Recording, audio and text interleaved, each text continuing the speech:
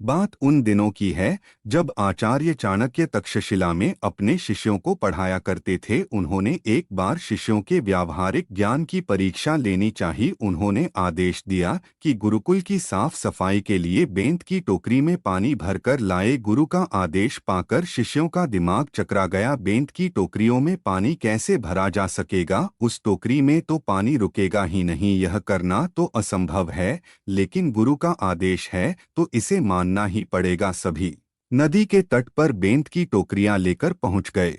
जैसे ही वे सब नदी का पानी टोकरी में भरते, पूरा पानी टोकरियों के छेद से निकल जाता और बह जाता। सभी शिष्य परेशान हो चुके थे और थककर गुरुकुल वापस लौट आए, किंतु उन सभी शिष्य में से एक शिष्य वहीं नदी के तट पर रुका रहा, क्योंकि उसे अपने गुरु पर पूरा विश्वास था। वह सोचने लगा कि गुरुजी ने कुछ सोच कर ही आदेश दिया होगा। वह बार बार टोकरी में पानी भरने का प्रयास करता और हर बार टोकरी से पानी निकल जाता और वापस नदी में चला जाता, लेकिन उसने हार नहीं मानी। वह फिर उस टोकरी में पानी भरने लगता है।